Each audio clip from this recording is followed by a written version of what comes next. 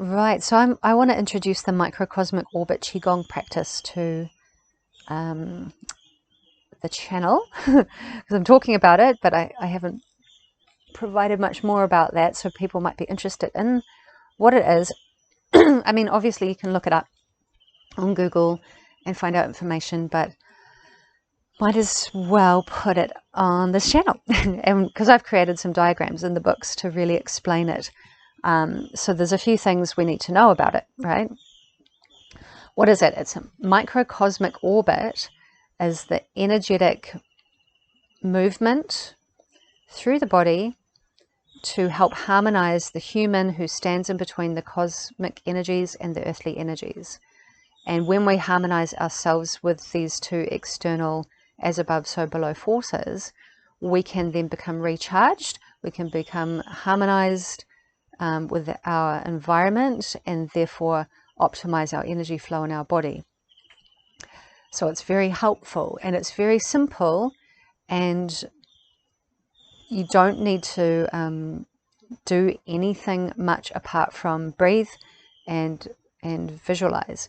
And the visualization is provided here through the two meridian pathways. So we've got this blue one and we've got this green one, and as you can see where they join together in the mouth and join together just behind or in front of the tailbone, this is where they've now formed a loop, and this is the orbit. This is the microcosmic orbit that the human can do to unify the Ren. The green one is the Ren and the blue one is the Do. So the blue Do is the governing vessel. It is the more masculine aspect in terms of the polarity of yin and yang. It's the yang, because the back is more protective of the internal organs. You know, if you get attacked from behind, your internal organs will be much more protected because of your spine and your ribcage. And then this meridian, you can see it starts just in front of the tailbone. It flows up the back portion of the spine, through into the brain, around and through the brain. It has many branches. This is just its main pathway.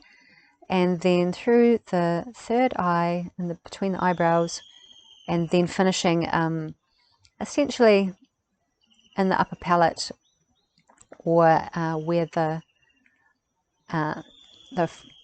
lips join into the teeth.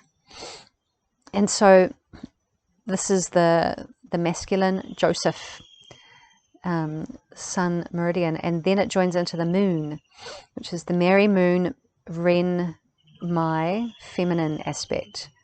And this one you can see it's more in front of the body, although it is technically flowing down the front of the spine, but the acupuncture points are accessed on the midline of the actual body. It is, these two channels are actually deeper. They're deeper and they're more in the spine. But they do externalize themselves into the outer body. So we can have portals or acupuncture vortexes to access the meridian flow with the needling.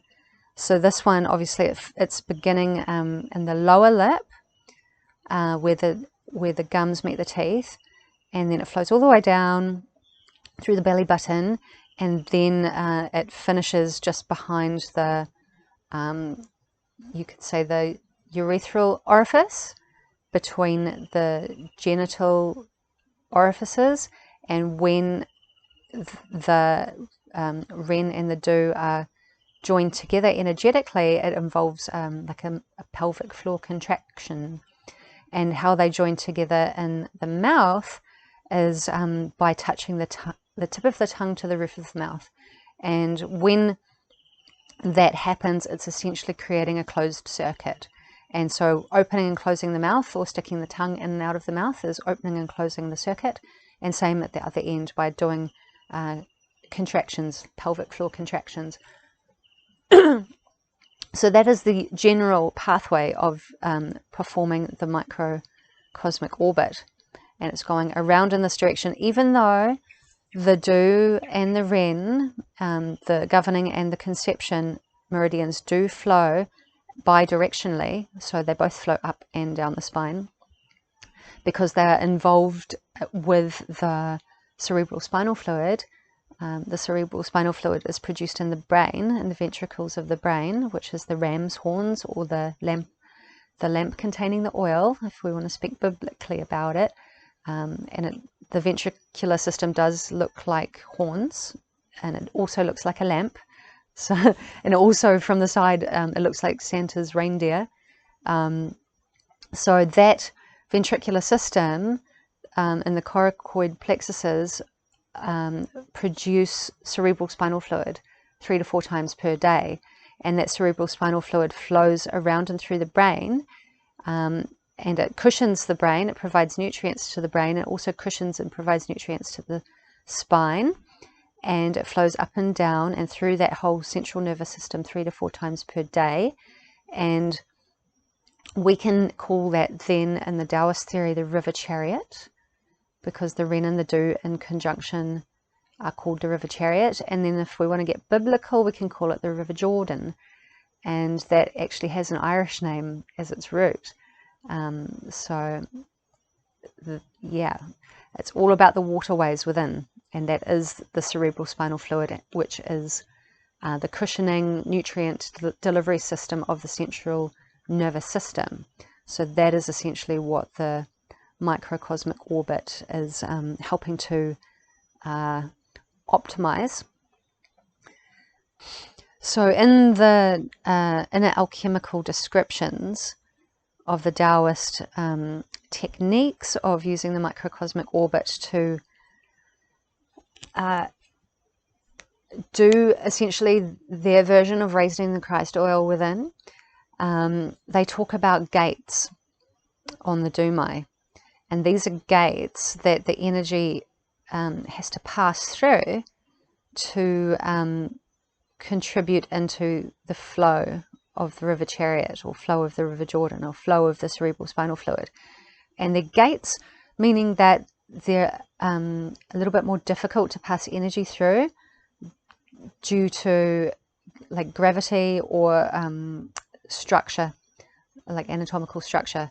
So for example, gate 1, it's actually in the Neijing 2 artwork, you can see it's actually drawn as a little gate.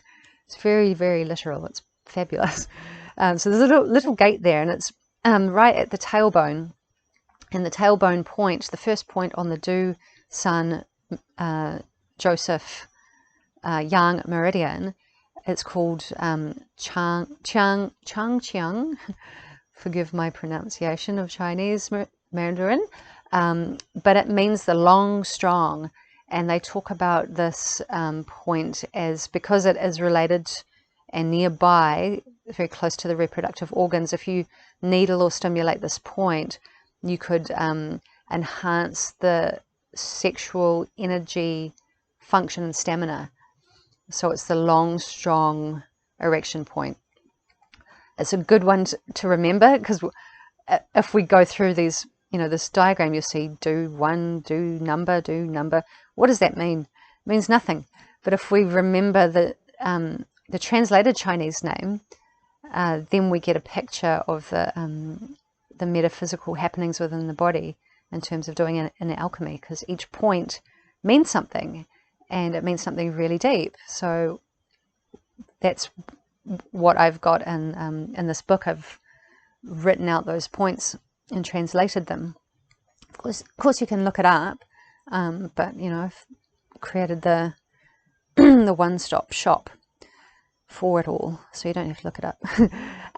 So do 1, Changqiang, long, strong erection point, is the first gate. And why is it a gate? It's because to move energy through this tailbone, it's actually the very, very end of the cerebral spinal fluid flow, and there is a little bit in there, in the very, very base of the the tailbone, there's a little, what you call it, a little canal. It's a spinal canal, and it's called the filum terminale externum, and it's basically where the cerebral spinal fluid gets squeezed into a more and more narrowing space. And there's a scientist that I've been following called Mauro Zapatera, and he was saying in his presentations that he is theorizing that the cerebral spinal fluid enters the spine through a very small hole at the base of the spinal canal, the filum terminale externum. And so if we refer that assumption of his to the practice of the microcosmic orbit under the guidance of the alchemical teachings, we can put those two together with the anatomy and physiology and the philosophy. So that would be a very difficult gate to pass through, don't you think? Because you're trying to squeeze through a really small hole. So it's not that difficult to imagine. You're trying to feed water through a tiny eye of a needle, and that is difficult. And so then rising up the Dumai, we've got we come to Du 2, which just means lumbar shu. It's the lumbar area of the spine. And then the next one, that's a really important one to remember, that is another gate. It's called Du 4 Ming Men, which means the gate of life, or the gate of destiny. And this is a really important point. It's a very important point. It's located between the kidneys in the middle of the spine. And this, because it's in between the kidneys, which are basically the powerhouse of the whole body, representing the yin and yang energies of the fire and water balance of the entire body, this Mingmen gate is the next difficulty to pass through, because you'll notice also at the angle of the spine, this is where the spine does its most kind of anterior curvature, and so the seed fluid not only has to flow upwards through this gate, it also has to flow upwards at an angle like it would be cliff hanging. So it's going really, really away from gravity. So that's quite a difficult point to pass through. And in terms of, relating it to Ireland, this is actually Dublin. This is the capital of Ireland. And then in terms of the human body, this is the solar plexus, because the kidneys and the stomach share the solar plexus nerve, ganglion or plexus, slightly different things.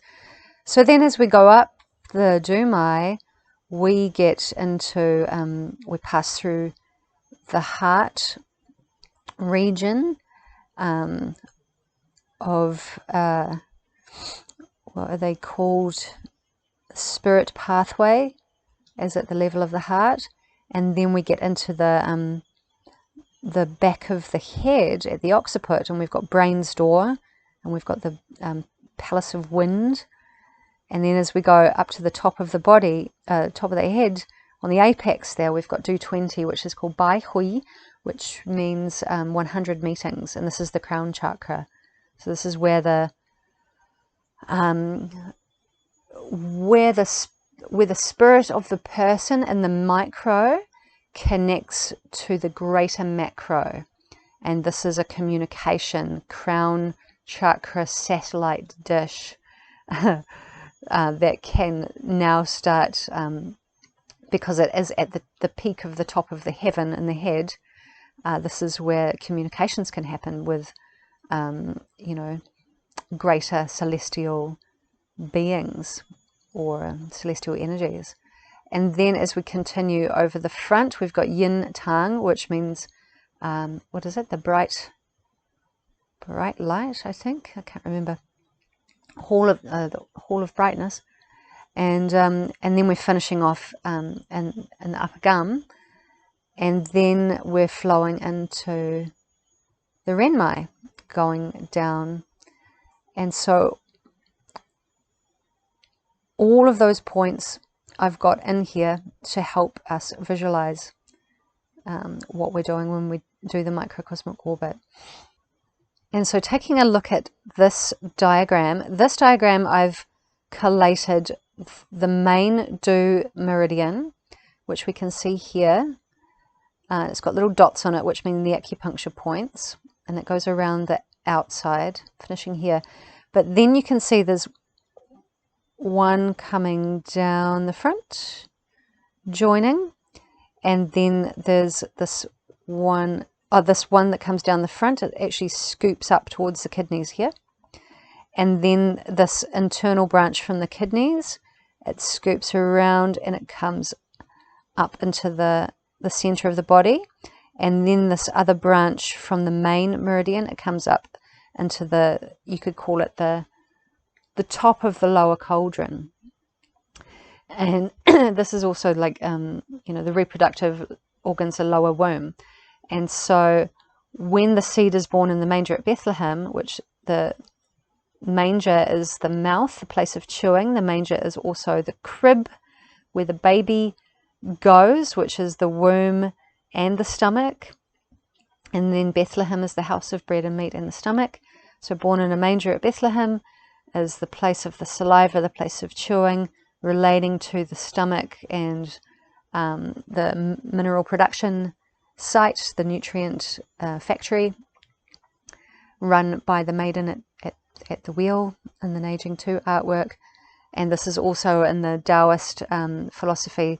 This is a place where the red child lives, and the red child feeds on the nectar and the essence of the mother and the father, which is the Ren and the Do meridians. So he's also sort of like the Jesus, the little immortal child Jesus, and he is in the manger at Bethlehem. And he's the red child, and he's eating the nutrients that come through the harmonization of the Ren and the Do. This is all in the books. I'm just giving the overview. It's super cool to link all these patterns together. And so when we're doing this raising the Christ oil, first we want to give birth. Well, the seed has to be conceived. Essentially, it's conceived in the mouth when we do enough microcosmic orbits. And then it's birthed in the manger at Bethlehem. And then it's, I guess, imbued with kidney essence in the lower cauldron, because it actually, while I've been doing this practice, you can feel an energetic explosion in the stomach, solar plexus. And then when it drops down, it actually does drop down. You can feel an energetic explosion in the womb or the lower cauldron.